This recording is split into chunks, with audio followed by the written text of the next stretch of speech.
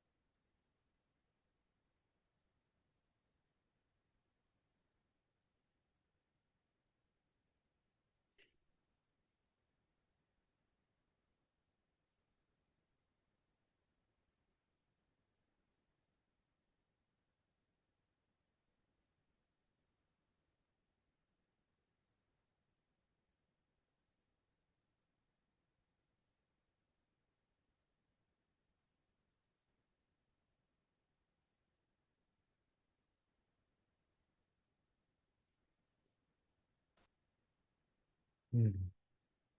So by way of motivation, we can think, according to Lord Buddha, we have had uncountable amount of time looking for happiness, looking for satisfaction in all sorts of ways. According to Buddha, many, many different bodies, different realms. And even now, we cannot say we have found full happiness, full satisfaction, a sense of completeness. We cannot say we have left behind painful experiences. We keep on creating problems for ourselves and others, if we are honest. And the whole world is in pain because of this, because of the power of the destructive emotions.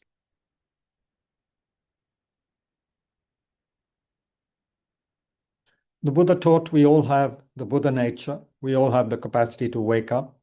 We have the great, expansive, vast, clear light mind, you could say. Although that language is not very technically correct. A scholar would not be happy at what I just said, but we have this expansive kind of awareness, potentially, which contains warmth, loving kindness, yeah, which has intelligence, and a spaciousness, a war, this vastness. It can encompass everything, which is, in a sense, the definition of a Buddha is someone who has an omniscient mind, perceives everything, totally opened up to everything, no boundaries left, you see. So we have that potential. Right now, we're imprisoned due to our craving and being caught up in a sense of I, me, mine, the prison of the self, the very solid self. So think how wonderful it would be if we could understand this process and be free of it and help others to be free of it. And rejoice, I would say, at the fact that we recognize something is missing in our life and we're not just entertaining ourselves with television and smartphones and going to violent movies, like a lot of our fellow brothers and sisters are doing.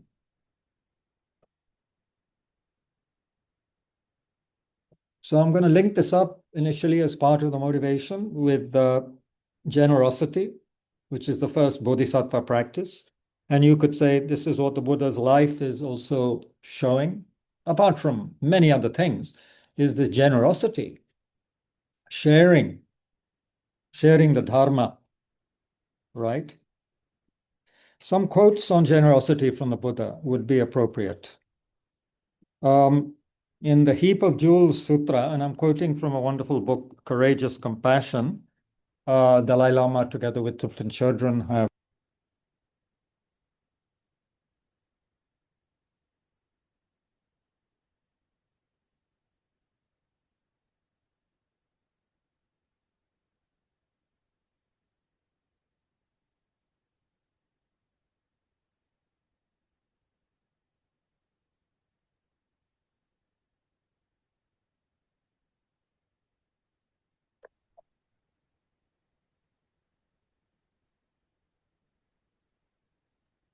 Kabir Ji, you have suddenly gone mute.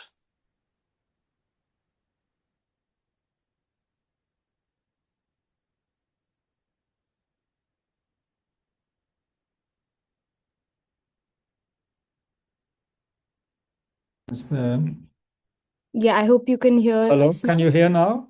Yes. Yeah, I wonder what happened.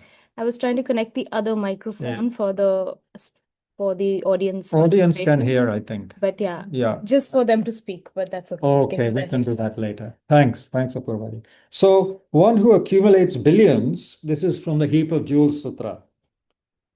The Bodhisattva Surata is speaking, Surata. One who accumulates billions and is greedily attached to this wealth, unable to give it away, is said by the wise to be a person ever poor in the world. A penniless person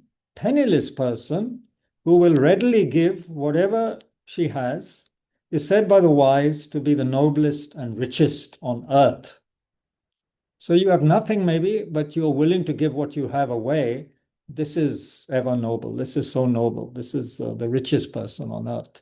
So I would say, if we sacrifice our time and give energy and put up with some obstacles to come and support a local Dharma center like Tushita, not to mention someone who actually helps with the center and runs the center and all of that. This is something very amazing. This is very amazing.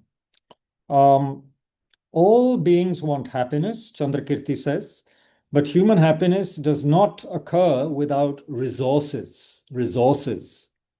Knowing that resources arise from generosity right? There's a cause for resources. The Subjiva Buddha first taught about that. We need to know about resources.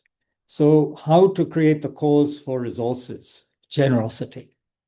So we have the Dharma today, all of us here in this room, due to our previous practice of some kind of unusual generosity. Because this is not a kind of usual resource. The Dharma is the most extraordinary resource in the universe because it has the ability to free us from suffering, right? And bring enlightenment. So imagine what the causes must have been that we created. According to Buddha, nothing happens without a cause, okay? So what cause have we created to be together to hear the Dharma and to investigate this extraordinary sutra, you know? It has to be something very, very special that we have created. So we should rejoice at that. We should be so happy, you know? We should be happy we have already created that cause, you know?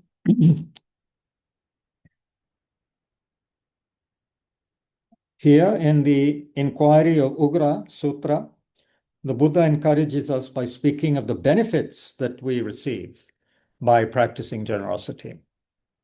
The Bodhisattvas, and we may not be Bodhisattvas yet, but we can reflect as follows. What I give away is mine. What I keep at home is not mine. What I give away has essence. What I keep at home has no essence. What I give away will bring pleasure to another in a future time.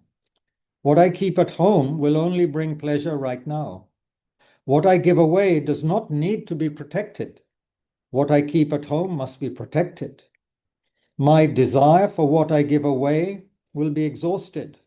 My desire for what I keep at home increases. What I give away, I do not think of as mine. What I keep at home, I think of as mine. What I give away is no longer an object of grasping. What I keep at home is an object of grasping. What I give away is not a source of fear. What I keep at home causes fear. What I give away supports the path to awakening. What I keep at home supports the party of Mara. समझ रहे हैं ना? What I give away supports the path to awakening. What I keep at home supports the party of Mara. Wow. And then I'm seeing this text today for the first time. I was just browsing in the library, which is now looking so wonderful. And I picked up this book, and this is a good way to start everything because, as I said, the Buddha's life is one of continuous generosity. For many thousands of lifetimes, he had been practicing generosity. And it culminated in that life where he attained a full awakening.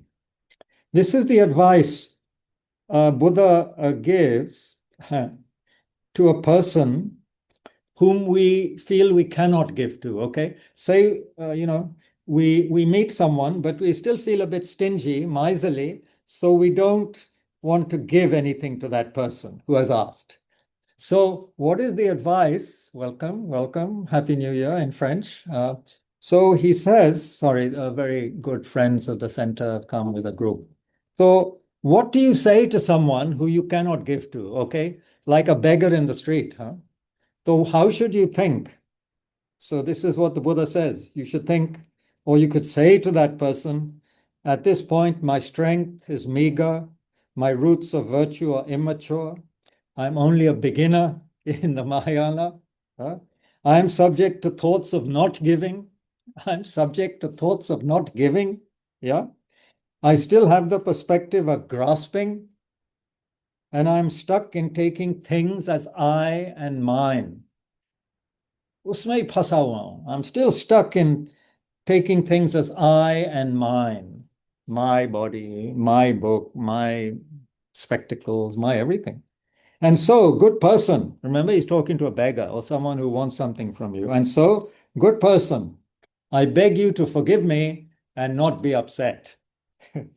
In the future, I will act, accomplish, and exert myself in order to fulfill your desires and those of all beings. How amazing. Right now, you don't want to give something to someone, but then you think like this, or you say this to the person. Of course, the person will get bored by then. You know, if you talk so much, they'll get bored. But still, we can think like that. Yeah, I'm sorry I can't give to you now, but you know, because I'm immature, I still take things as I and mine. But in the future, I will help you. I will help you fulfill your desires, and the desires of all beings, yeah, because Bodhisattva works for all beings. So then in this chapter, it talks about all the different kinds of giving. And in so many places in the Buddha's teachings, um, in the Theravada Sutras, in the Mahayana Sutras, so much talk of giving. And I think in one place the Buddha said that if people knew the benefits of giving, it would. Huh? She has to also translate a little. Oh, okay. So today, being an international Buddhist center, we allow French people to come. And the French people are here with their very kind translator. And so, welcome to all the French people. Even though I'm half British, I extend my welcome to the French, whom we don't usually take to very kindly, since they live across the channel. But and they invaded us several times in the past, but we have forgiven them now. And we were on their side in the war. So anyway, you please translate, Capuchin. Thank you. Please. So then that gives a chance to the people on Zoom to reflect on what has already been said. Ça donne une chance aussi aux personnes qui sont sur Zoom d'intégrer un peu ce qui vient d'être dit. Il va y avoir un peu de temps pour les gens. Oh, you didn't want to translate the earlier thing about what you should say to someone whom you cannot give to that person. You feel stingy, you know, miserly. So you say to them, look, I'm sorry, I'm immature, I'm a beginner in the Mahayana. Right now, view things as mine. I am grasping towards things, so please forgive me. In the future, I pray to be able to offer, you know, things to you and to all beings like that. Peut-être n'arrive pas à donner. On n'arrive pas. On a procédé un peu, on n'arrive pas. Donc, l'idée, c'est d'arriver à dire, je suis désolée, je suis un bébé dans le Mahayana et j'arriverai plus tard peut-être à te donner, à te donner quelque chose que pour l'instant, je n'arrive pas encore. Et ben, j'espère que j'arriverai plus. Mais d'essayer de faire tenter la graine, pouvoir le faire. Okay, since there are people who are new to this sutra, let's do some revision. That's always good. By the way, just as the sutra is very long, so will our investigation of this sutra be long, so long as I stay alive and the world is still there. It'll probably take a few years to finish what can be said. I mean, because I'm not living in Delhi, right? I just passed through. So I'm not going to finish this sutra today, but I can just give you an outline of the sutra and its benefits, and then we'll look at one or two things. That's the most we can do today. Which sutra is it? Lalitavistara, the life of the Buddha. Lalitavistara, or you can say the display, the play in full, the play of the Buddha's life like a drama, which he's enacting. Right? It's a very important Mahayana Sutra, one of the very important sutras. Yeah. So in chapter, let's talk of the benefits first, okay? The benefits of the sutra. And here I have to go to the right place, right? I have to go to the right place in my WhatsApp. So meanwhile, you can recite mantra or just relax. You probably need to relax since you have been traveling and so forth. Okay.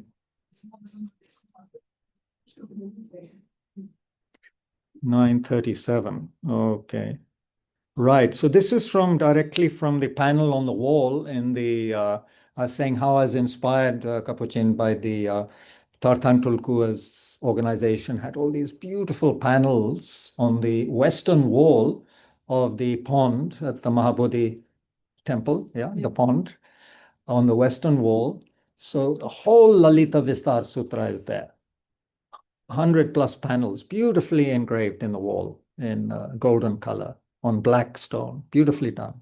Sur le mur ouest du Mahabodhi Temple à Bodhgaya, le sutra est écrit en fait d'or sur un mur noir. Mais il existe très très bien. Okay, so these are the benefits, according to Buddha, of listening and studying this Lalitavistara. Friends, whoever listens attentively to this exposition of the Dharma, the Lalitavistara, will gain the 8 purities of mind.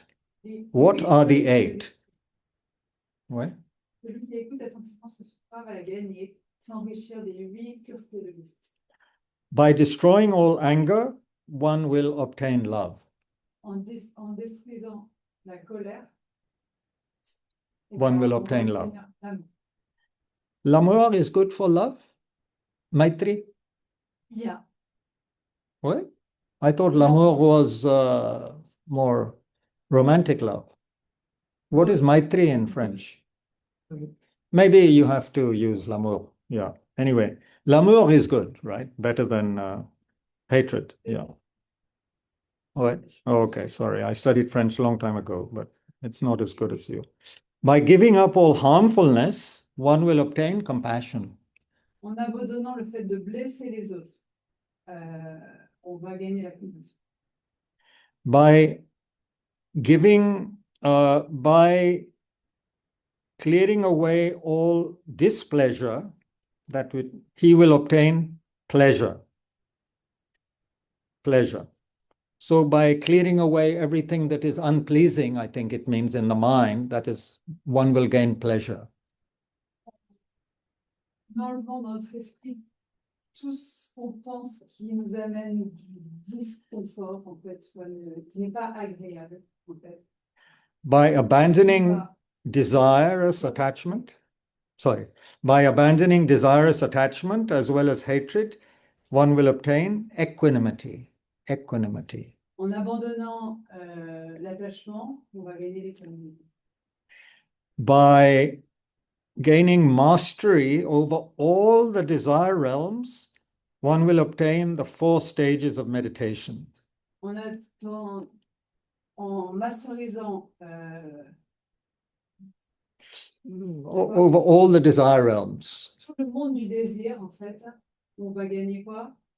Then there are 4 stages of meditation one will. Étape de la méditation. By gaining mastery over the mind, one will obtain the 4 formless stages of meditation. These are very high levels of meditation. Maîtriser les 4 niveaux formless, comme on dit, du monde du non-forme de la méditation. C'est des niveaux très élevés. Then you see, because this has such an amazing effect, he's saying, you will be able to go to what we call Buddha Kshetra, Buddha fields. One will be able to visit Buddha fields as a bodhisattva. And so then you will obtain the 5 superior knowledges, which, are getting you very close to enlightenment. You'll be able to visit these places. On va être capable d'aller dans une terre pure. And by obtaining the samadhi of the hero, matlab very high, the highest level of samadhi, I guess it means, you will obtain the destruction of all the subtle karmic, instincts. You will destroy all those subtle karmic, factors, seeds in your mind. Avec le plus haut niveau de samadhi, c'est d'absence méditative, en fait. On va détruire toutes les empreintes subtiles, en fait. Ouais. So these are the 8 purities of mind connected with it. Friends, wherever this exposition of the Dharma, the Lalitavistara, is found, whether in villages or city-walled cities or countryside, in deserted regions, a courtyard or vihara, wherever, the 8 fears will no longer exist. Fears. The 8 like Tara is connected with destroying the 8 fears. They will no longer exist wherever this sutra is taught and where it is there, Ce sutra A, ça va gagner sur les 8 peurs. Right? So, what are the 8 fears? What are the 8 fears? The fear of difficulties caused by a king or by someone powerful, right? Les peurs des difficultés causées par un roi, donc pour quelqu'un de puissant. The fear of difficulties caused by robbers. Les peurs des difficultés qui sont causées par les voleurs. The fear of difficulties caused by snakes. Les peurs des difficultés qui sont causées par les serpents. The fear of starving in a wilderness.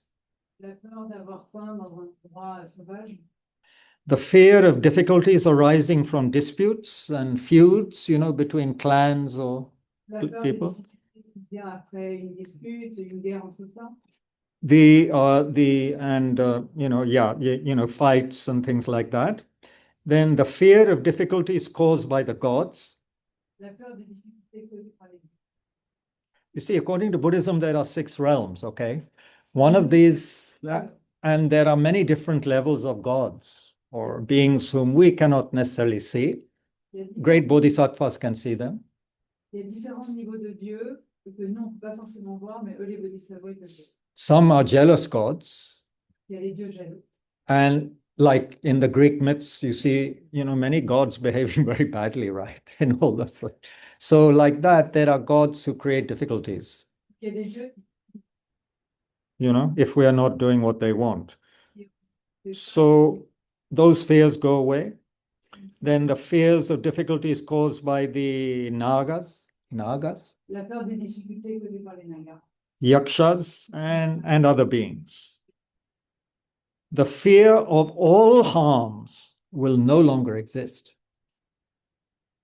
Any harm. You will not be afraid of anything, On aura peur de which is amazing, right?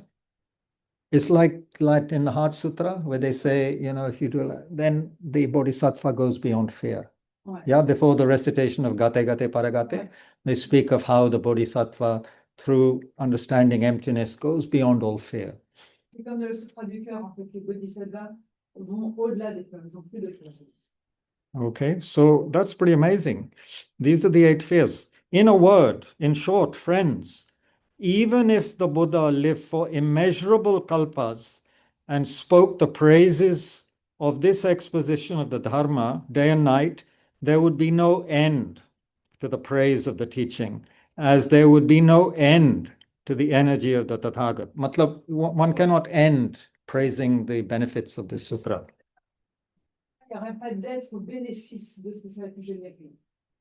Still more, friends, so great is the morality of the Tathagat, the Buddha, his meditation, his wisdom, his complete liberation, etc., all of that whoever understands this exposition of the Dharma or takes it up, reads it, puts it into writing, or has it written, or penetrates it, teaches it, explains it clearly in detail in the midst of the Sangha, with the thought that beings can thus possess the most excellent Dharma, for him and for those he teaches, the increase in merit will not have any limits. Matlab, all of us listening and teaching and thinking about this sutra, there is absolutely you cannot measure the benefits, right? Pour ceux qui méditent sur ce sutra, on ne peut même pas imaginer les bénéfices que ça va.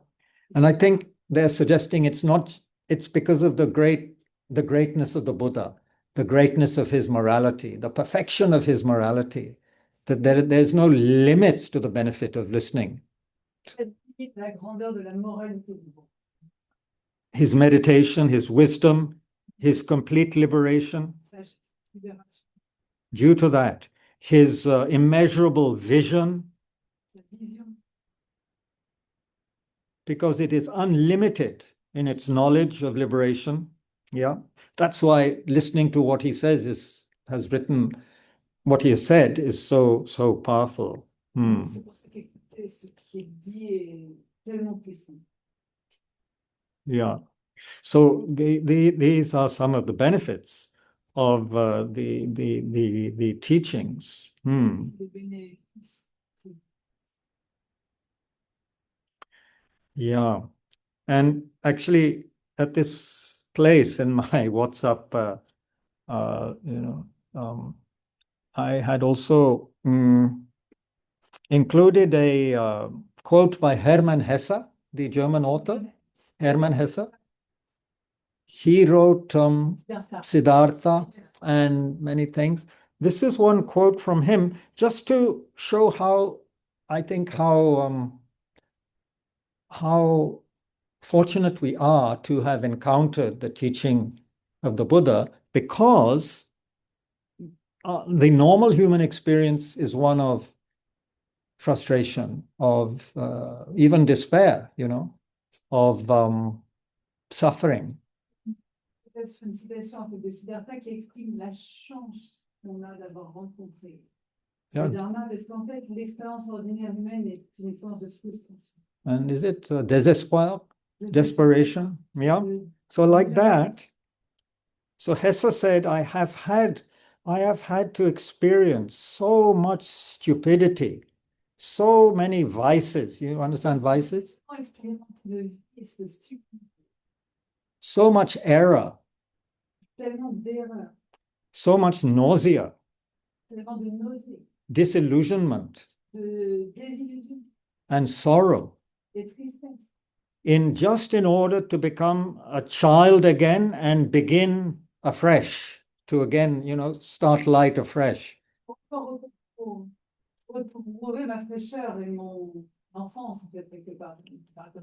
I had to experience despair. I had to sink to the greatest mental depths in order to experience grace. J'ai dû aller dans les plus profondes tristesses, dans les plus profonds royaumes du désespoir pour retrouver ma grâce.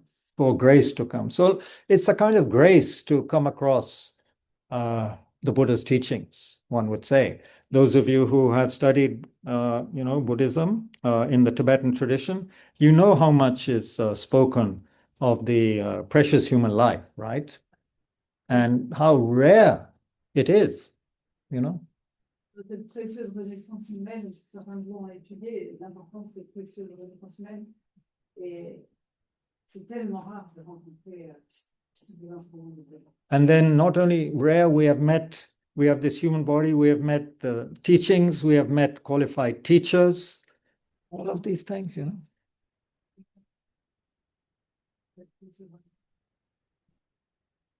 We're born in a country, or we can be in a country where all these Buddhas, Bodhisattvas, enlightened masters have, given teachings and benefited us. What is this, sir? Wow.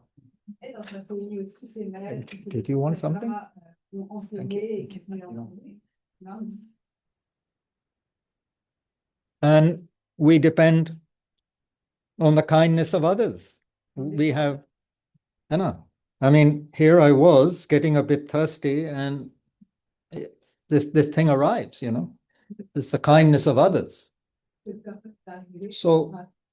So in the teachings, it says it's not enough to want the Dharma and so forth, but we have teachers, we have centers. If there are teachers and teachings, but no centers, how do you study initially? You can't.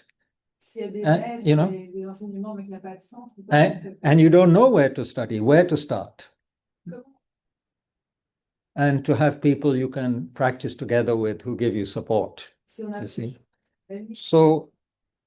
So we are very, very, very fortunate, very, very fortunate.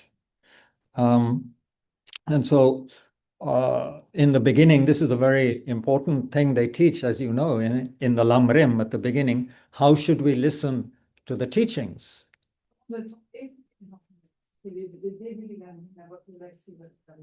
So one thing which is I found very important for me and in one's relations with others is to see myself and others as a sick person, as sick persons.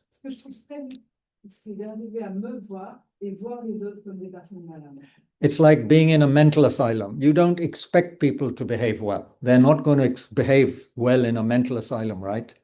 On ne va pas attendre que l'autre se comporte bien dans un hôpital psychiatrique. On ne peut pas attendre que l'autre se comporte bien. No. On est tous malades. So if you're kind to someone, don't expect them to say thank you all the time or be kind to you, because they're crazy. Right? This is such a great teaching, you know. I'm sick, you're sick, so yeah, we're all sick together, you know.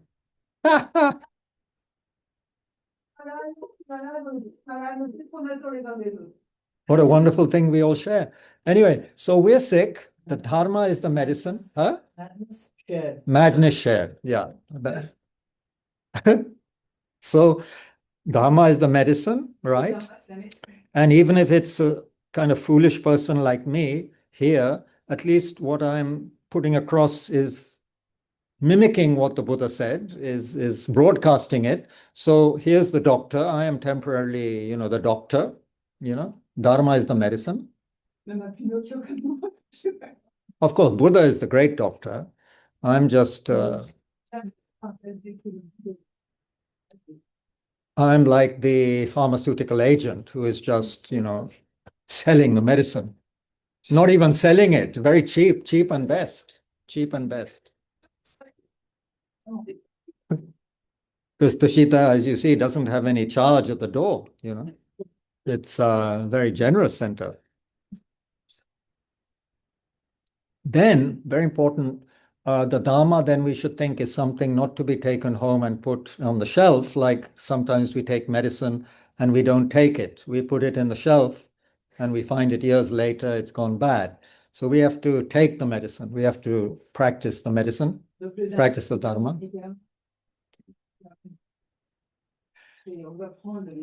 And then, very importantly, some texts add, some teachers add, in fact, it's there in the Lamrim, the stages of the path teaching. One should pray that the teachings last for a very long time. That through the merit we're creating, may we create the cause for the teachings to last a long time in this world, to benefit others.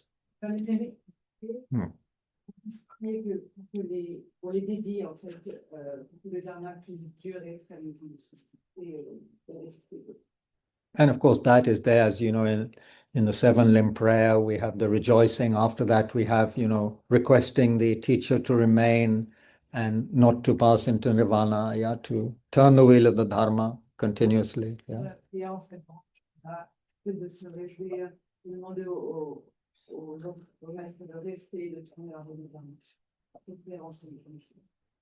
So normally I'm not, you know, a very dharmic person and I get distracted. But when I go to the main temple in Bodhgaya, right?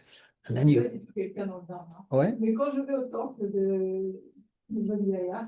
When I go to the main temple and then I see, you know, the people practicing, and then you see the Lalitavistara on the wall, you start reading it, it's like amazing.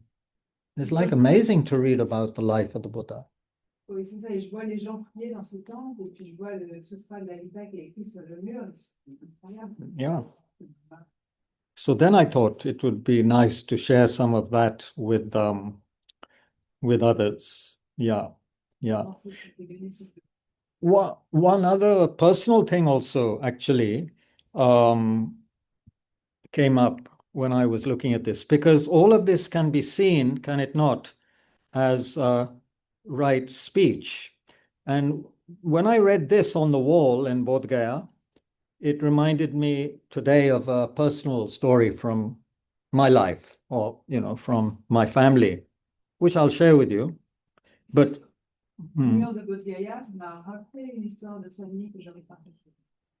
since you could say all of Buddha's teachings are a example of right speech, yeah, good speech, proper speech, right? Dans ce contexte où les enseignements du Bouddha sont un exemple en fait de la parole juste.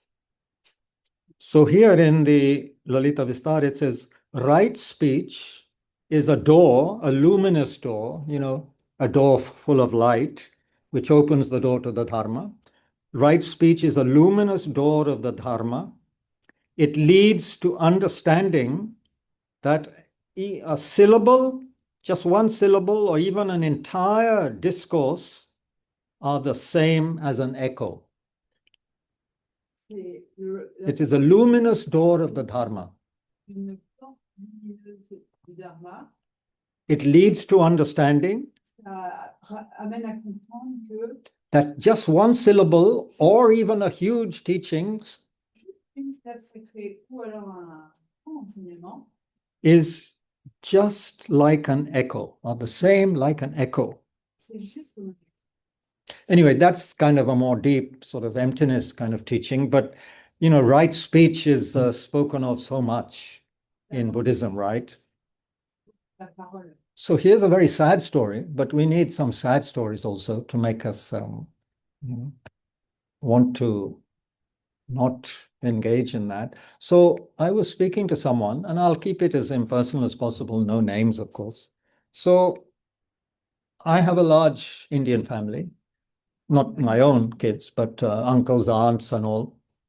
And one day I was sitting having tea with one of them, Je peux gratter avec une personne de ma famille. who was a lady. And first of all, and of course, there were 7 brothers and 3 sisters in this family. Cette frère et trois sœurs. And I'll first say it in Hindi, or exactly what this person said, and then in English. So you won't be able to translate the Hindi. इस घर में दीवार पर लिखना चाहिए कि प्रेम से एक दूसरों के साथ प्रेम से बात करना मना है. एक दूसरों के साथ प्रेम से बात करना मना है. So this person said, we should have a sign on our wall saying, it is not allowed in this house to speak to others with kindness. It is not allowed. De parler aux autres gentiment. C'était écrit ça sur le mur. That was this person's experience of how people spoke to her. Il avait vécu ça, en fait, elle-même. I don't think it's because anybody hated this person, but lack of skill, lack of gentleness in how we speak with each other. Donc c'est surtout un manque, c'est pas parce que les personnes ne l'aimaient pas, mais c'est un manque de gentillesse les uns envers les autres. This was very sad. Et d'habilité. For me, this person had helped so many people in the family. Cette personne avait aidé tellement de gens dans la famille. They didn't have their own husband or children. This person looked after other people a lot. Il y en avait qui n'avaient pas leur mari ni leurs enfants, et cette personne les avait aidés. From childhood, so many meals, breakfast she cooked for me and others. Depuis l'enfance, elle cuisinait pour moi et pour les autres. So to have her say that and reveal her pain, her sadness, her suffering, that speech is so important, to have clear, right, kind speech, C'est tellement important d'avoir And I des think, mots gentils. and because this person was very precise sometimes and very, maybe a little bit obsessive compulsive sometimes, other people in the family made fun of this person. Cette personne était un peu précise, un peu obsessive dans sa perfection. J'ai compris. Donc il y en a qui rigolaient un peu d'elle.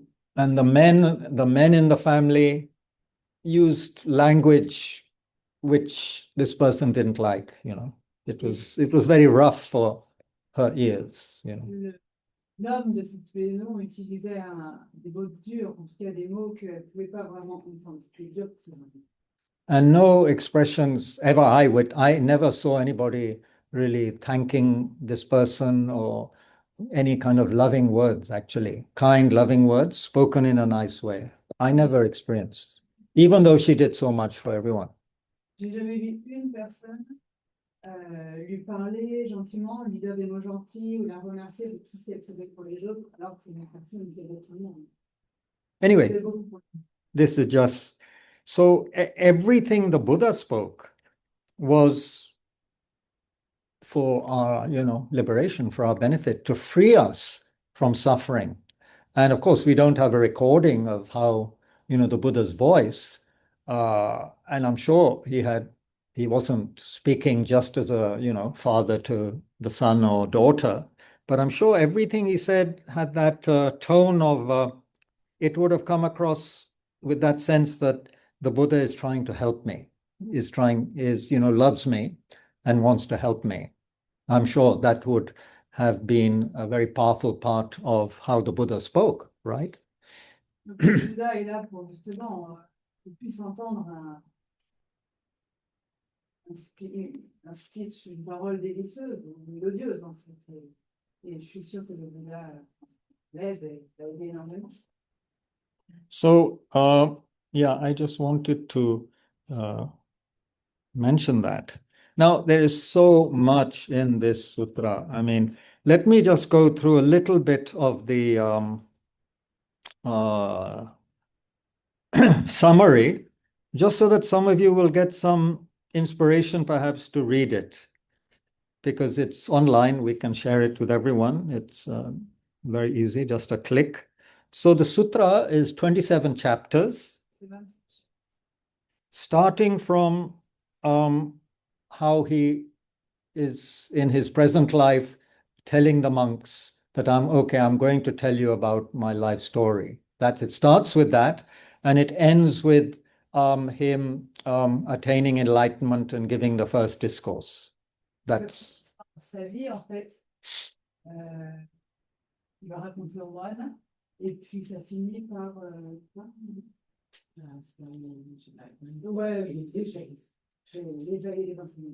So have you heard of Sravasti? Sravasti is where he spent at least 22 rainy season retreats. Il a passé 22 saisons mousson en fait. C'est les saisons de la mousson en fait. So Buddha is there with a large gathering of disciples, and one evening a group of divine beings visit the Buddha and request him to tell the story of his awakening. Les êtres comme des dieux, en fait, des êtres divins, sont apparus en lui demander d'enseigner. And the Buddha, for the benefit of beings, and the Buddha agrees. Accepté pour le And the next morning, he tells the story. And he begins by telling of his previous life, in which the future Buddha was living in the heavenly realms, surrounded by many heavenly pleasures. Dans sa vie antérieure, le Bouddha vivait dans un royaume céleste entouré de plaisirs sensoriels. So due to the prayers, although he's enjoying many things in a heavenly realm, he's a bodhisattva, and the sound of the music that is being played is like calls out to him, reminds him, the sound of the musical instruments reminds him of his prior promise to attain enlightenment. Donc le son de la musique lui rappelle cette première promesse en fait de réaliser les bons. So I don't know if that means that by listening to our favorite music, whether it's jazz or rock and roll or heavy metal or, Indian classical, Western classical, Beethoven, Shostakovich, whether that means we will then get this divine sort of inspiration. Oh, I remember my past life. I promised to, be at Tushita or something,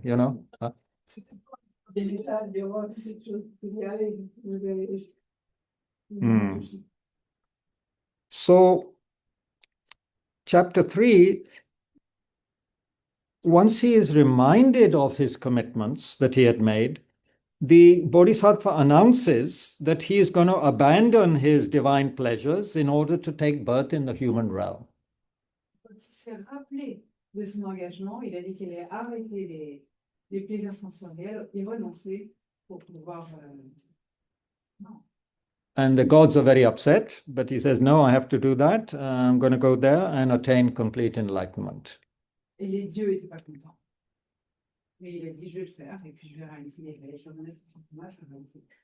Then in the 4th chapter, he gives a long teaching, one final teaching to the gods before he leaves.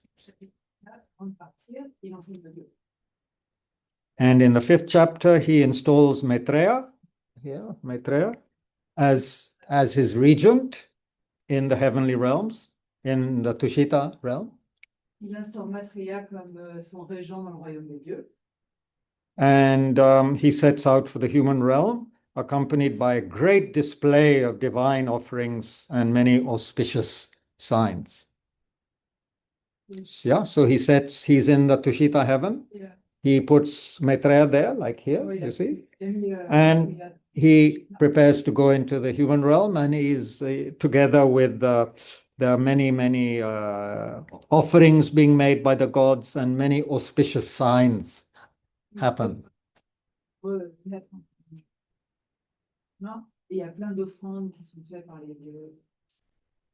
And he enters into the human world via the womb of Queen Maya, whom has been in the sutra. It's very careful, he's choosing, the best, the most noble, kindest, appropriate person, woman, to take birth in her womb. Yeah. La reconnaissance dans le ventre de Maya Devi, et il a vraiment choisi la personne la plus parfaite. Wow, that's great. And it's saying, while he was in the womb, it was like he felt like he was within a beautiful temple, enjoying the happiness of meditation. Il était dans le ventre, il était comme dans un temple, en train de vraiment enjoy, profiter des bienfaits de la méditation. In the traditional teachings, it will say that birth, sickness, old age, death are suffering, and being in the womb is also suffering, according to the ordinary teachings. Les enseignements ordinaires, donc la naissance, la vieillesse, la maladie et la mort, c'est la souffrance, mais aussi être dans le ventre de la mère fait partie de la souffrance. Mais pas là. I should not use the term ordinary teachings. I should say in the sutra teachings. But for the bodhisattva, it's like a palace. It's like a temple, and the bodhisattva is in meditation in the womb. Pour les bodhisattvas, c'est comme un palais. Yeah. Then in chapter 7, he takes birth at the grove in Lumbini, and you can go to Nepal, to Lumbini, where I think they've done a good job making it very beautiful. Have you been recently? No. They've done a great job, apparently. I haven't been for many years, but very beautiful, many temples, and the government there spent a lot of money. I think China also gave them a lot of money to develop Lumbini. So he takes birth there and declares immediately that he's going to attain complete awakening, enlightenment. Et tout de suite, ils ont rêvé qu'il allait atteindre. Do you need something to drink? You sure? Okay. So then, chapter 8, the young bodhisattva, infant bodhisattva, visits a temple, and the stone statues rise up to greet him in chapter 8. Un bodhisattva qui visite le temple, et Ouais. il y a une statue qui se lève pour le louer. Dans le chapitre 8. In chapter 9, of course, his father, who has been told that he can either become a great king or a great spiritual person, is very upset, of course, to hear that there's an alternative. And so he commissions marvelous jewelry to be made for the bodhisattva so that he becomes attached to worldly wealth. Et son père, en fait, commande plein de bijoux pour qu'il soit attiré par ça et qui, en fait, quelque part, il est upset, il n'est pas content, en fait. C'est pour le ramener au monde de l'attachement et du désir. Il ne pas éviter. And then in the 10th chapter, he attends his first day at school, where he far surpasses even his most senior tutors in knowledge. He knows many kind of scripts. If you look at the text in detail, he engages in incredibly detailed mathematical calculations, which totally blow the mind of his tutors, how he can do those calculations as such a young person.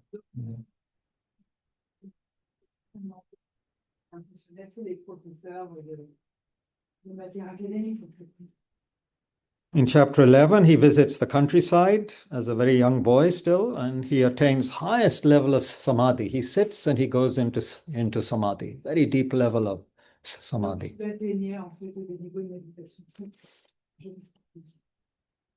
Then they also have one place where they show how he is watching the plowing going on with the oxen, and he sees the suffering of the oxen. The heat of the day is also disturbing the farmer, and the flies, and he just sees the kind of suffering situation in what might to some people look like a very beautiful scene, but for him, he can see the suffering. Il voyait vraiment, après, dans ce temps, il voyait la taille. Ouais, il voyait vous savez, en Inde, les blocs qui tirent les charrues, etc. Donc, il voyait vraiment la souffrance de l'animal. C'est ça, une autre chambre avec les animaux. Then, as a young man, he demonstrates his prowess, his skill in all of the worldly arts, wrestling, archery, everything. Yeah, and then wins the hand of Gopa.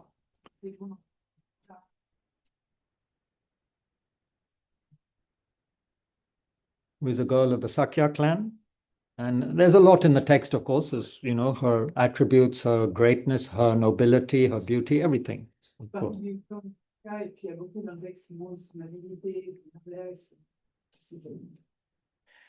Then in chapter 13, the Bodhisattva has reached maturity. He's enjoying life in the palace, where he is surrounded by all types of pleasure.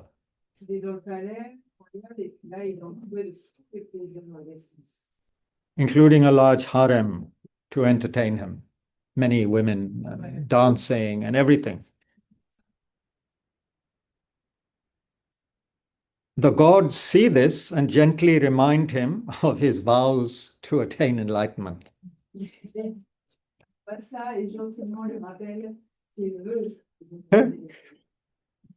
Then, in chapter 14, the famous thing that many people know, the Bodhisattva takes a trip outside the palace walls, which is not easy because his father is not allowing him to go outside. Basically, it's like a prison. But with the help of his charioteer, he goes outside the walls and he sees a sick person, old man, a corpse, and a religious person. Il arrive à aller dans le chapitre 14 à l'extérieur, c'est un peu une prise dorée, hein. Son père ne veut pas qu'il sorte, il a réussi à y aller quand même. Et là, il réalise entre les personnes qui sont vieilles, qui sont malades, qui sont mourantes. And the religious person sitting there meditating, and he asks his charioteer every time, what is this? What's going on? And then he explains to him, people die, people get sick, etc. Or this person has left the world and is meditating. So all that discussion goes on with his charioteer. The Bodhisattva asks him. Il l'a amené en dehors du palais, si je me souviens dans l'histoire, pour lever son chariot, et il a demandé à son charioteur. Then finally, in chapter 15, the Bodhisattva escapes from the palace to begin the life of a religious person on the spiritual path.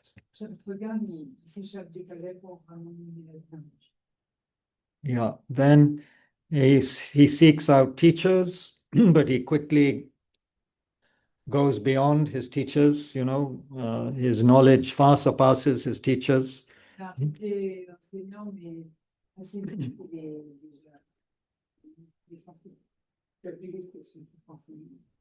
Then the king of Magad, Bimbisar, whose prison you can see if you go now to Rajgir, you can see where Bimbisar, the great king, was kept in prison by his son. Now, Bimbisar was very close to the Buddha. He met the Buddha before he went to Bodhgaya, before he got enlightened, although, anyway, I'll tell you later. He asks for teachings. King Bimbisar asked the Bodhisattva for teachings. And he says, not yet, I'll come back and teach you later. King Bimbisar a demandé au Bouddha d'enseigner, il a dit pas encore maintenant. The son was the Ajatasattu? Ajatasattu, yeah. So then like this, and it's 8 o'clock, we should have some discussion. But like this, then he follows another person, he gets disappointed with that person's teachings, and then he concludes he must discover enlightenment in his own way, in his own path, and he undertakes a 6-year retreat. And this, our own teacher, Lama Zopa Rinpoche, loves to remind us of this. And he has a statue which he specially sponsored at Root Institute, of a bodhisattva who looks like a skeleton at that point because he's not been eating or drinking. Il a été encore déçu par les enseignements, donc il part 6 ans en retraite et il va jusqu'au niveau du squelette. Je me rappelle à notre première question, il avait sur une statue comme ça, si on a une aussi du Buddha squelette. Starving Buddha over there. Oh yeah, like in the corner where the donations is like, please give food to our starving Buddha. Yeah, yeah. So, and Rinpoche had us put below that the motto, enlightenment does not happen without hardship. En dessous, le but, c'est écrit, l'éveil ne peut pas se réaliser sans difficulté. So now we're at a time, aren't we, where we want a very quick fix. We want everything to happen quickly. You go to airports and you see the spiritual section. Many books have titles like 6 steps to this, 7 steps to that. And it should all be quick. It should be quick and easy. And I shouldn't have to change my lifestyle, basically. La spiritualité, effectivement, toutes les gens veulent que ce soit rapide. Et en plus, il ne faut pas que ça ait d'impact sur la vie qu'on a. You know, spirituality could be like a protein, supplement. Whereas the authentic teachers of our tradition say that the teaching should turn our life upside down. Alors que les enseignements authentiques disent que les enseignements doivent complètement chambouler nos vies dans tous les sens. They say that if Dharma does not make us feel very uncomfortable in the beginning, then we are not understanding what the Buddha is saying. Donc, si les enseignements ne nous rendent pas très inconfortables, alors on n'a pas compris. And of course, if you investigate just the teaching on suffering, the second kind of suffering is the suffering of change, which is basically saying what we call pleasure, the Buddha calls suffering of change. La deuxième souffrance, c'est la souffrance du changement. Est-ce que nous, on appelle du plaisir, le Bouddha appelle ça de. So everything we are doing to entertain ourselves and have temporary pleasures is all suffering. It's all dukkha. Sorry, we shouldn't use the word suffering. It's not a good word. Dukkha is much better.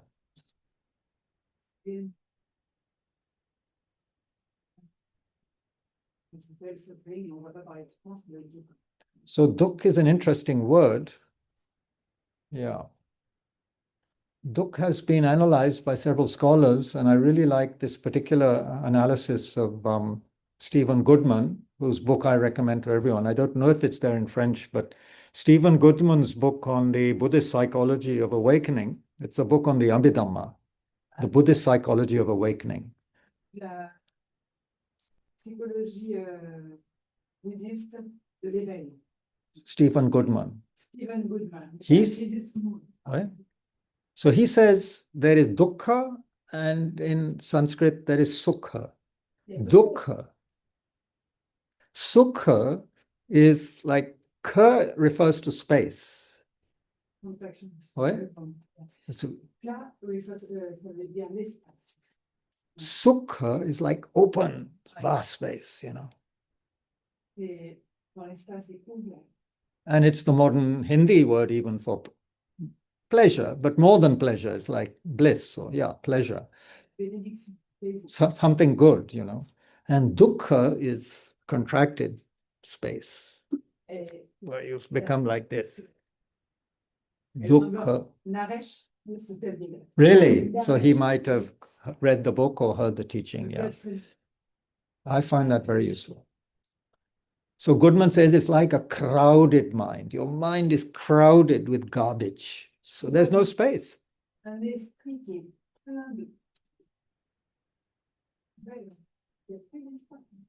Full of, it doesn't have to be bad thoughts or evil thoughts, but just too much going on. No space.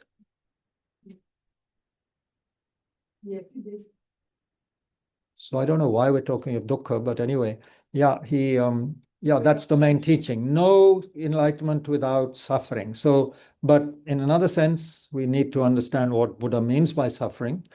Here, of course, the Buddha undertook the austere practices with the bodhicitta motivation, obviously. So,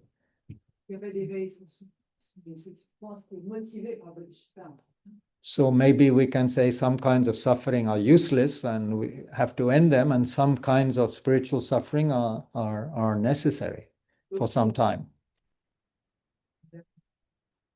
Et les souffrances aussi peuvent être utiles. On a worldly level, I guess, like a really good athlete has to train so hard, it must be painful sometimes. Donc, s'entraîner énormément et de temps en temps, ça doit être You know, when you read about Olympic level people, how they train, get up early in the morning, train 5, 6 hours a day, 7 hours a day. I mean, but, you know, are we doing that in our practice? ceux qui font les Jeux Olympiques, là, c'est des héros olympiques, c'est tôt, etc. Et ils s'entraînent beaucoup, mais tout le monde fait ça. So anyway, Become spiritual athletes first. spiritual athletes, yeah. On doit devenir des athlètes spirituels. But on the other hand, there's that sense that also we shouldn't be, yeah, in one way we have to be in a hurry because beings are suffering. Mahayana does speak about being in a hurry, but on the other hand, if we're in too much of a hurry, then, you know, we will miss out. We will not be paying attention properly. D'un côté, on doit se dépêcher parce qu'il n'y a pas beaucoup de temps, la pression traditionnelle, mais d'un autre côté, on ne peut pas passer à côté des choses non plus. So at this point, I'll share my my favorite modern mantra, and then we'll have some discussion. So I won't explain everything about this, but anyway, my modern mantra, which is not mine, it is from a book, which is explaining somebody else's works. But this person says, slow down,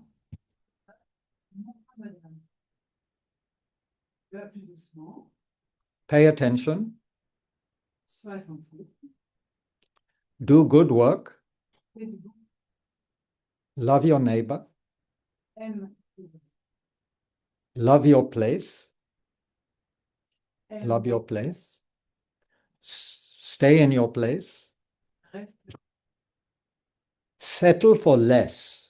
Matlab settle for less, settle for less, enjoy it more.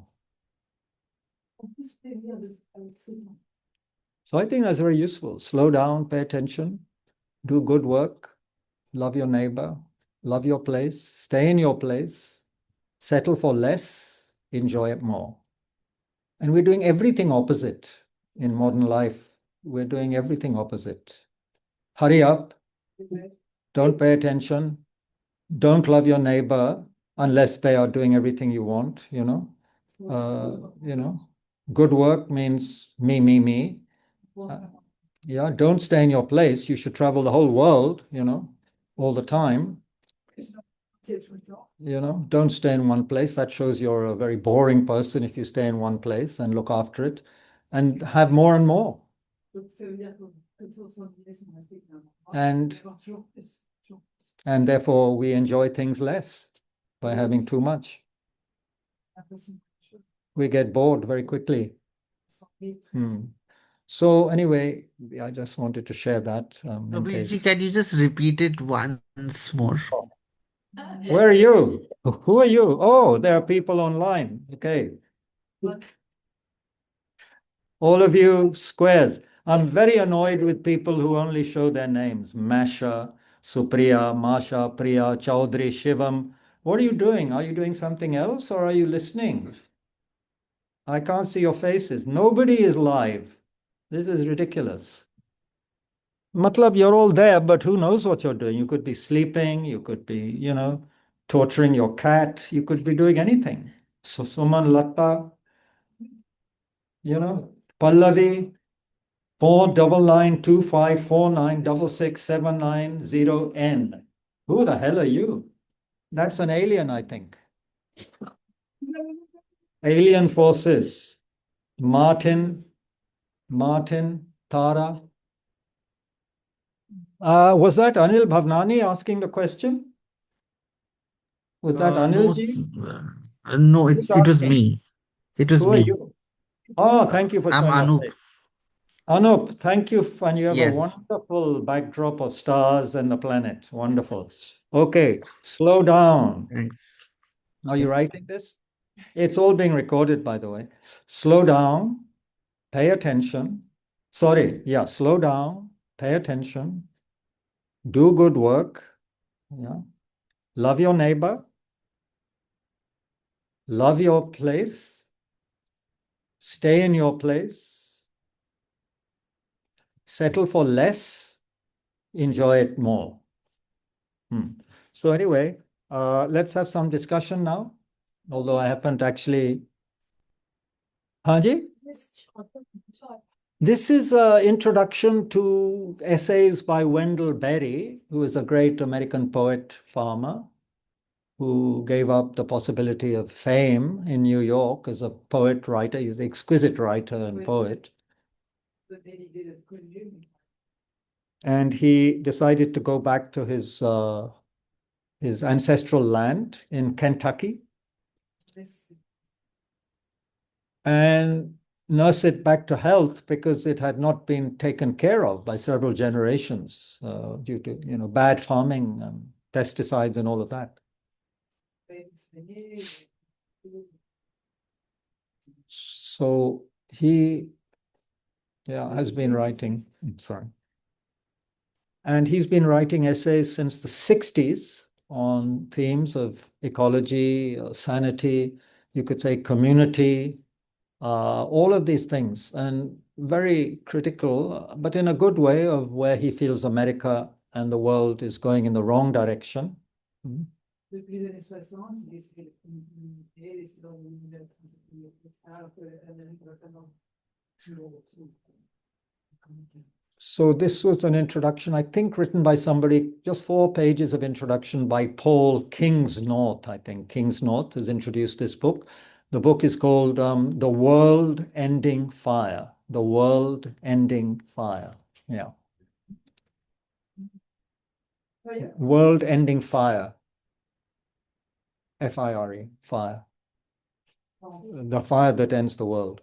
World ending fire. So that's. So let's have a few questions, and then we'll need to wrap up. So does anybody? Any questions? Maybe we'll ask from people here first. I mean, I appreciate all the Zoom wallahs. Don't think I don't appreciate you.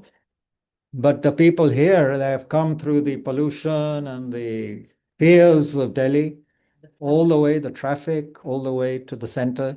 So they deserve the first question or comment. If you can also repeat the question once they ask because of the mic Yes, issue. I will repeat the question once they ask. Yes.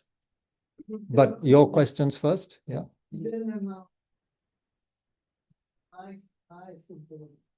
Don't make it too academic or scholarly because I won't be able to answer it. Peut-être pas des questions trop académiques ou scolaires, puis le texte. Ji.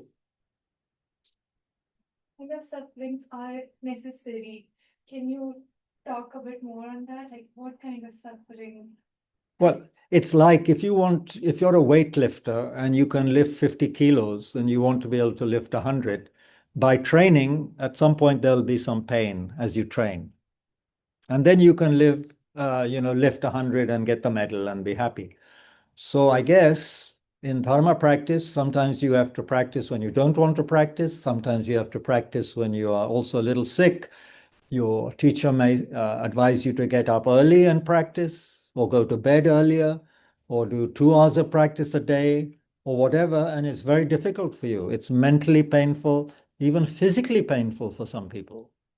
Or the teacher may say, you go and work in that center. And you arrive in that center and you say, you see, why has Rinpoche sent me to this, not lunatic bin, but why have they sent me to work here with all these people whom I don't like? So then you have suffering there, but the teacher has sent you to the center and you have, little quarrels with people, and some people don't like you, and the food isn't good. Jo bhi hai. But you carry on because your teacher said, I want you to do this, and it's helping the Dharma. So that's suffering. That kind of suffering. You understand, no? for example, in Jainism, they fast for like a month and that's a lot of suffering. Is that required? It's not. Why would we- So, yeah, you want to translate that? Yes, par exemple, votre maître vous envoie, donc si vous êtes un athlète, vous levez que 50 kilos et vous voulez enlever 100. Par exemple, il peut y avoir un peu de difficulté. Donc ça peut être par exemple votre maître qui vous envoie dans un centre, et vous arrivez dans votre So the questioner was referring to the Jain practices of fasting to death and so forth. Pourquoi je me retrouve là? Voilà, ça, c'est par exemple un exemple, mais bon, on a décidé de suivre. And it's being translated into French.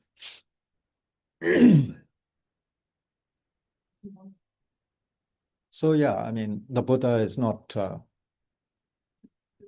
emphasizing those kind of practices, right? But I think the Buddha, by doing what he did, it's a play, remember. It's all a play. It's all a drama he's enacting. According to Mahayana, he's already enlightened when he's born.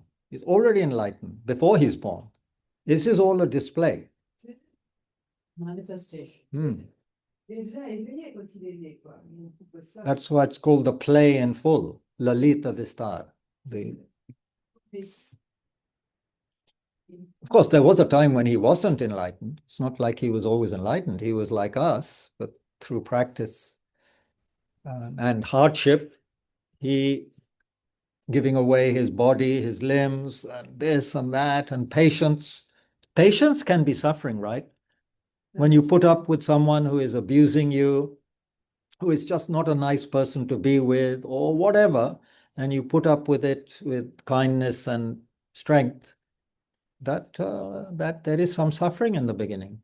Par exemple, si vous êtes en compagnie de quelqu'un qui n'est pas gentil, en fait, qui est pas avec et que vous continuez à être solide, et de s'accompagner, et voilà. Il peut y avoir de la souffrance.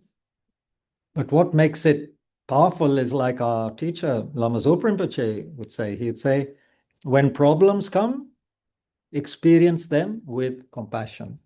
When problems come, which of course are causing you suffering, experience them with compassion, not with anger, not with resistance, compassion. Les problèmes arrivent, expérimentez-les avec compassion, pas avec une colère, mais avec And how to do that? For that, you have to invite a more qualified person. They can teach on how to work with compassion when there are problems. Yeah. Je devais inviter un maître plus qualifié que moi. Je vais vous expliquer comment générer la compassion. One more question from here, and then we can go on to the Zoom wallas. Yes. Some suffering is useless. Yeah. Yeah, an example of useless suffering. Yeah, there's a very good example. Jealousy. Jealousy. I'm jealous of you because you have a better this, better that. This is kind of useless. And karmically, it creates lack of success. To be jealous of people, it just creates the cause for not to be successful, not to get what you want. Plus being a very unhappy, disturbing state of mind. And which makes us say and do unpleasant things, right? So that would be one, I would say. Of course, there are many. Blaming others all the time. And that causes suffering, right? You're blaming and getting upset and talking about this person. They did this, they did that. You know? Huh? Yeah, being angry in general, you could say, is kind of useless because it doesn't help being angry. If you're really angry, if you're pretending to be angry as a mother with a child, that's different. But if you're really angry, that's useless. Après, il y a l'autre colère comme une mère avec son enfant. Mais quand elle est en colère pour aider. What other examples of useless suffering? In English, we have this expression, banging your head against the wall, you know. So we see that in our relationships sometimes. We keep on repeating the same way of behaving with someone or talking to someone, and not learning, even though it creates, bad feeling or pain, we still keep on doing it through habit. Through habit. Parler mal aux gens, comme ça, on n'est pas content avec une personne, donc on continue à lui parler mal. Once a teacher had a chance, Et yeah. ça marche. So, under the Bodhi tree, one time a teacher gave a very, very, very short Dharma talk. And basically they said, be careful of your habits. It's all to do with habit. Samsara is like a bad habit. On a fait des au-dessus de l'arbre de la Bodhi. Faites attention aux gens, parce que ça, c'est une mauvaise habitude. So we have to take care of our habits. Okay. Is there any question from our online heroes? Heroine, sorry. 4992549. No? Okay, wonderful. Anilji, Martin. Oh, Martin, hi. You're in the shadow. I didn't know who is this Martin. Hi, Kabir Ji. Hi. Okay, from Tara, you're very grateful. Very good. Oh, who's this? Okay, that number person showed their face briefly. Okay, you're in a car or an aeroplane. A car. In a car. Right, that's right. Be careful. You're watching the road. Okay, any question, anyone? Hi, Kabir Ji. Hello. Hi, Anil. Kabir Ji. Can you hear Hi, me? Anil. I can hear you loud and clear. Yeah. Good. Your beard is whiter. Yes, it is. It's actually grown, so I need to trim it. So that's why it's looking whiter. Excellent. Okay. I had a question. You talked of dukkha and sukha, but one thing that my mother used to say, and my question comes from there. So she would always say that when there is dukkha, don't get so sad that you get depressed. Right. And when there is sukha, don't get so happy that you get so elated that you become very arrogant and you stop caring for people. Yeah. And so something to do with equanimity. Yeah. Uh, When there is sadness, don't get too sad. When there is happiness, don't get too happy. So Yeah. really my question is that dukkha and sukha will keep coming in life, whether you like it or not. So there'll be some days when you're happy and there'll be some days when you're sad. But Right. how do you achieve that level of equanimity, and you train your mind to be able to do it? Because it's not easy. I've seen times when I'm sad and I get very sad that I get depressed, while there are times when I get happy and I get too happy and I do things which ideally should not be done. Right. So that's where my question is. Yeah. Do you need to translate that, Kapujinji? Alors, en fait, son père lui disait. We're translating into French. Yeah, okay. Et donc là, le bonheur, en fait, quand on est dans la souffrance et quand on est triste, quand on est dans la dépression, évidemment, pas être attiré, en fait, quelque part, pas rejeter complètement ce qu'on va vivre. Et quand on est dans le bonheur, toutes les choses vont bien, etc., pas être trop excité, quoi, pas être trop attiré. Donc, comment faire pour ne pas, on va dire quelque part, répulser l'état de souffrance et être trop attiré et excité par l'état de bonheur. Donc, est-ce qu'il n'y aurait pas quelque chose à voir avec l'équanimité? So, of course, to answer that question, the short answer is that's what the teachings are about, to create that sense of balance through reflecting, through meditating, through discussing, through listening to the Dharma again and again. It will become very clear how to work with that state of mind. On a very simple level, one could say that for many of us, including myself, just doing a lot of quiet breath awareness practice initially is so calming. for the mind. And most of us never spend any time doing that. Just calming the mind through slowing down and paying attention. That's why I like that mantra. Slow down, pay attention. Rather than taking the car or a scooter everywhere, take a short walk sometimes and just be aware of things. Go for a short walk in the woods. If there are some trees or a park near your home, go for a short, quiet, mindful walk, you know. Even if the weather's not great, it doesn't matter if the sun is shining or there's some pollution. Of course, you have to be careful, but just be aware. And there is still beauty to be seen.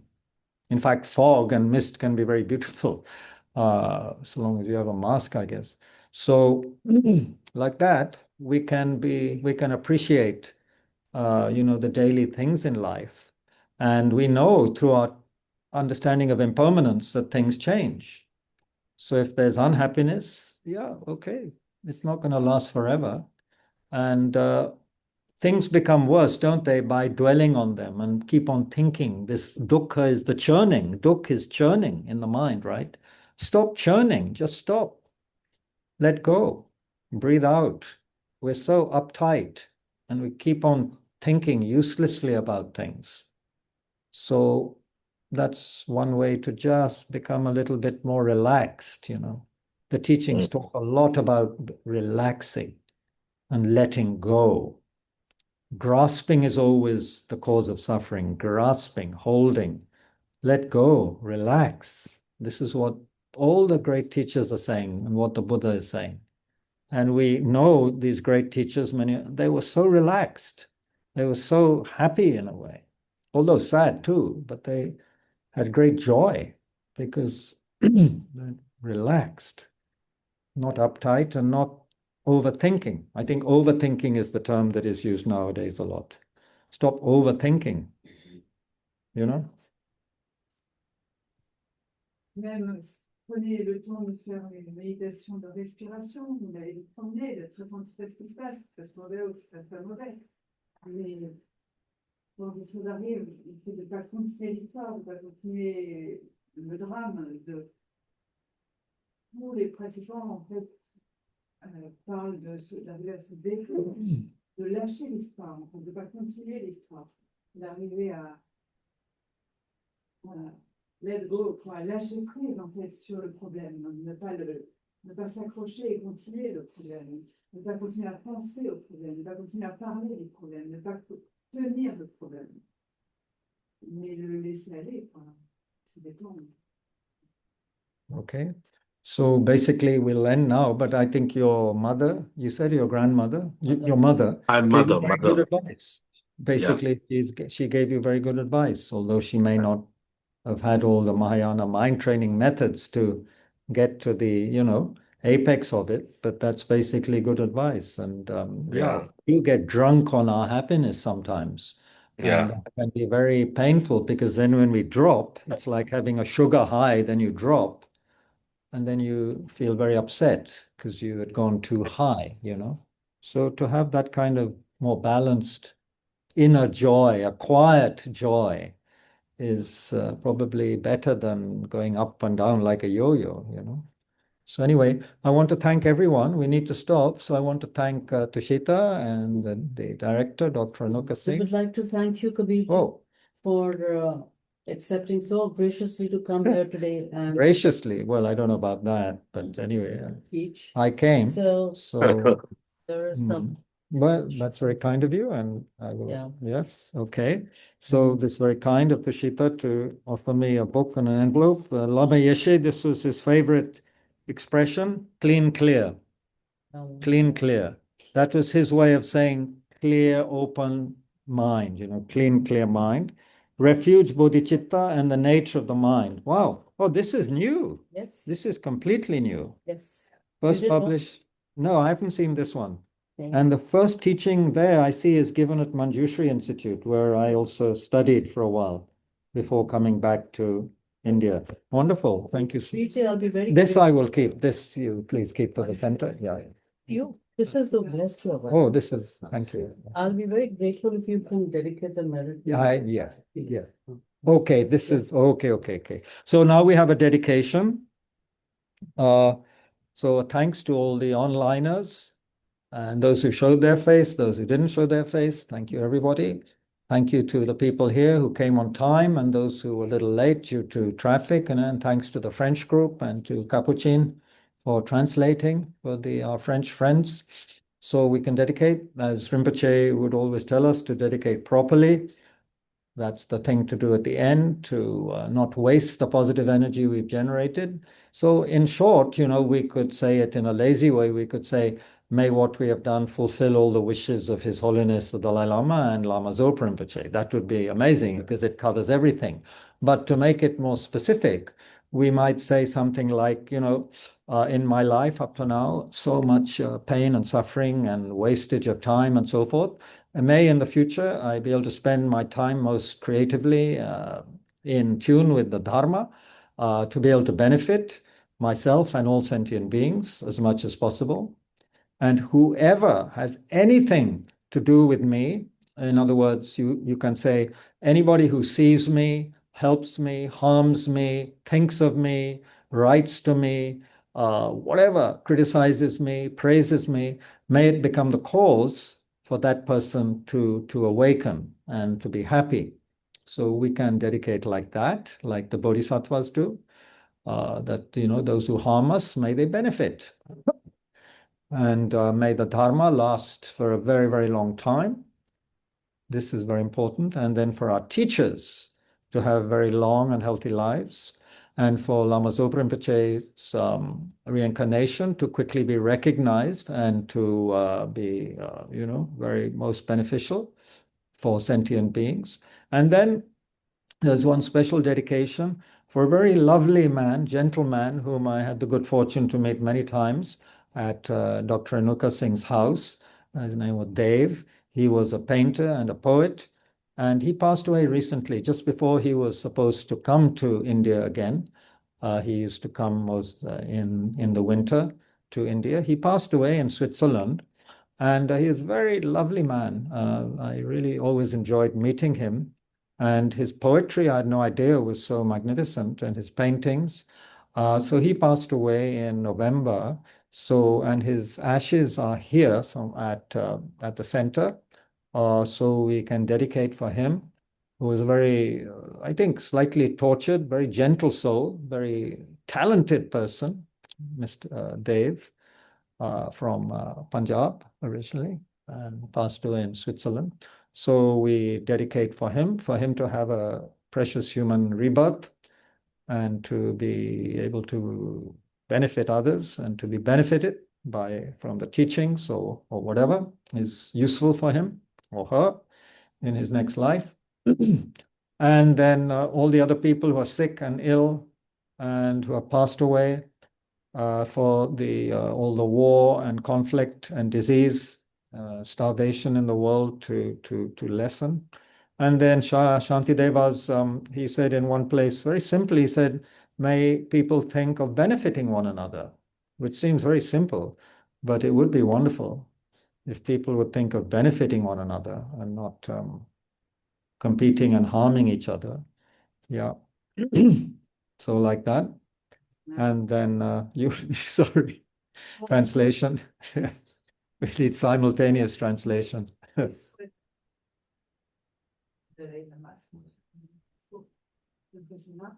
On peut aller aussi dans une dédicace des Bodhisattvas qui serait plus tous les êtres qui m'aiment pas actuellement le miracle.